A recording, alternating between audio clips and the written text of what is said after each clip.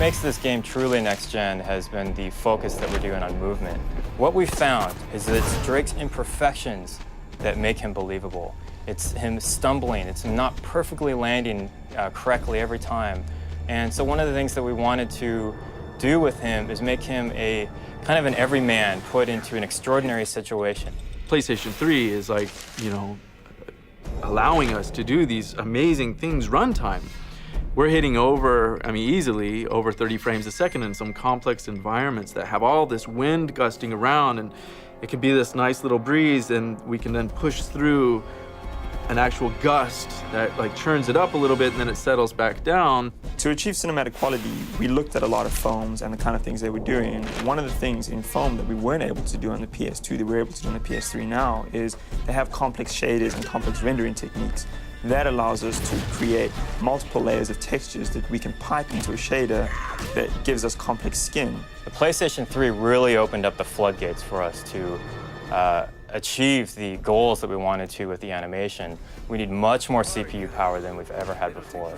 And the amount of memory that we have to work with now just really allows us to have the quantity and quality that we need, especially with the layers that we're doing and all the processes that are going on right now. It just could not be done in any other way.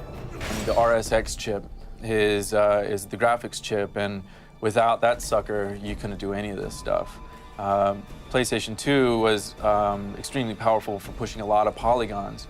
And this generation, it's all about shaders. And what the RSX chip allows us to do is have these complex shader instructions pushed through relatively quickly and drawn pixel for pixel, drawn very quickly as well. We have the power now to really take on human characters and make them believable.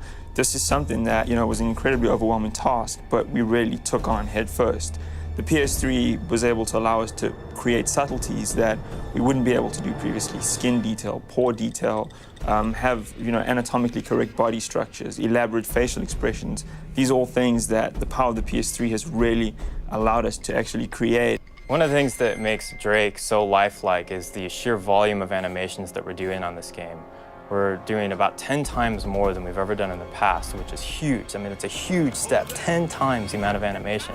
Skin movement plays a huge role in keeping humans alive, and when that skin moves, it creates wrinkles. So we really knew that one way or another we had to get wrinkles in. We wouldn't be able to have dense enough geometry to create modeled-in wrinkles, so we basically figured out a technique of wrinkle mapping that generates wrinkles through textures. If Drake lifts up his brows, one brow up and the other brow down, he's going to get two different areas of wrinkles in his face based on how the muscles either expanding or contracting. That technology has really allowed us to create convincing characters that when they emote, you really get a sense for the certain poses that they're creating. So we did water. We want to make really nice water. So it has to feel wet, it has to look like the player is interacting with it, and if you shoot the surface, you want it to react to that shot. If you shoot near the surface, maybe there is some sort of an impact on the soil that you also want to that wind would impact, and we get that as well. And without the PlayStation 3 and without Naughty Dog being crazy, we wouldn't be doing water, that's for sure, because it's crazy. We also spent a lot of time developing systems that allowed us to emulate muscle structure inside of the body.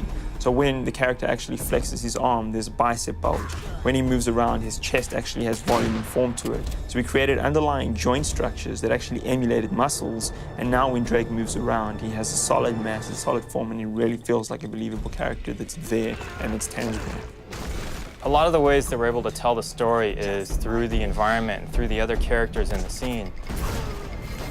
Don't you guys usually just cut off a finger or something? We don't have to cut to a cutscene in order to deliver a line of dialogue or a story or things that we want to portray to kind of lead the character on and lead Drake and the player on to the bigger story that's unveiling. So all that will happen while you're playing the game. We also looked at a lot of rendering techniques that take place in foam, post-blur effects, specific lighting per character, soft shadows. All of these things is what really brings cinematic quality characters to life, and we try to emulate those things in game.